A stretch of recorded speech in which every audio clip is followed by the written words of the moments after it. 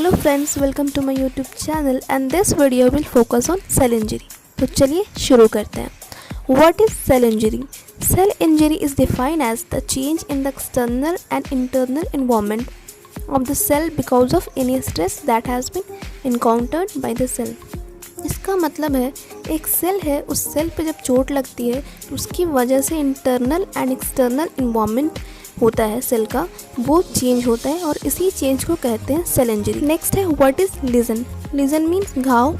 ये characteristic change होता है सेल में या टिश्यू में किसी एक डिजीज या इंजरी के कारण। काउजेज ऑफ सेल इंजरी में 2 टाइप्स होते हैं।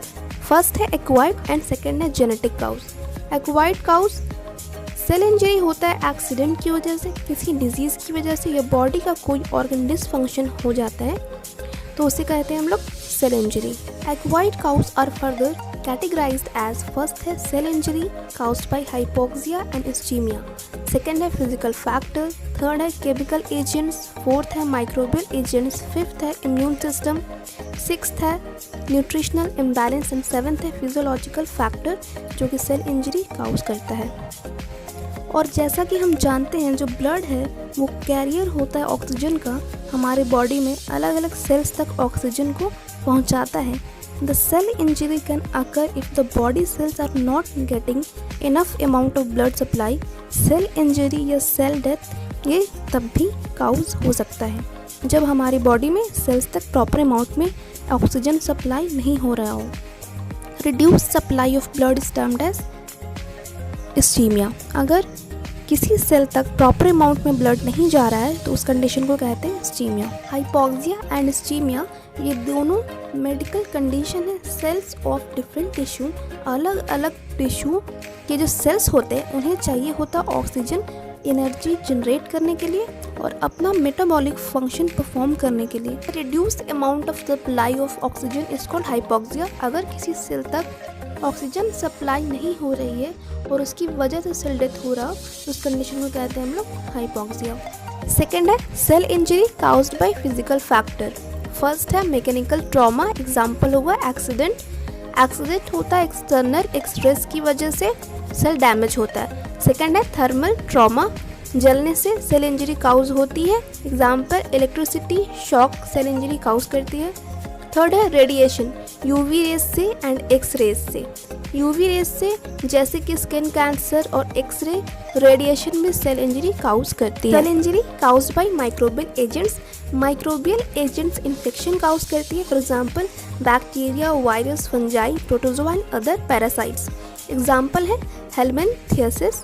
ये ऐसा डिजीज है जिसे मैक्रोपैरासाइट काउज करता है, फॉर एग्जाम्पल हमारे पेट में कीड़ा हो जाता है या हुकवॉर्म, इन्हीं वॉर्म की वजह से हेलमिंथियासिस होता है। Cell injury caused by immune system. Although the immune system serves to prevent the body against various injurious agents, but sometimes the immune system itself may tend to cause injury within the body. Immune system हमारे body को protect करता है various disease और infection से, लेकिन कभी कभी ऐसा होता है जो हमारा इम्यून सिस्टम है वही हमारे बॉडी में सेल इंजरी काउज कर देता है, for example hypersensitivity reaction. Second है autoimmune disorder. Cell injury caused by nutritional imbalance. The deficiency और the excess amount of nutrient both of this state are termed as nutritional imbalance. किसी भी nutrients का amount हमारी body में बढ़ जाता है या घट जाता है तो उसे कहते हैं न्यूट्रिशनल इम्बैलेंस। अगर किसी भी न्यूट्रिएंट की कमी होती है तो उसकी वजह से न्यूट्रिशनल डिफिशियंसी डिजीज होता है, for example marasmus, anaemia and kwashiorkor. And the increase amount of nutrients leads to heart disease and obesity. जब कोई भी न्यूट्रिएंट्स हमारी बॉडी में इंक्रीज कर जाता है तो उसकी वजह से फैट बढ़ता है और अगर फैट बढ़ेगा तो हार्ट डिजीज होती है। फिजियोलॉजिकल फैक्टर जैसे हमारे habit, for example drug addiction, alcoholism, smoking, ये 3 की वजह से हम खुद एक्वायर्ड करते हैं सेल इंजरी को। स्मोकिंग से लंग कैंसर होता है, अल्कोहल से लीवर डैमेज होता है, पेप्टिक अल्सर होता है और स्मोकिंग करने से हाइपरटेंशन भी होता है, ड्रग एडिक्शन भी लीवर डैमेज करती है। तो ये फिजियोलॉजिकल फैक्टर है। आई होप फ्रेंड्स आपको ये वीडियो अच्छी लगी हो please like, subscribe and comment. मिलते हैं नेक्स्ट वीडियो में।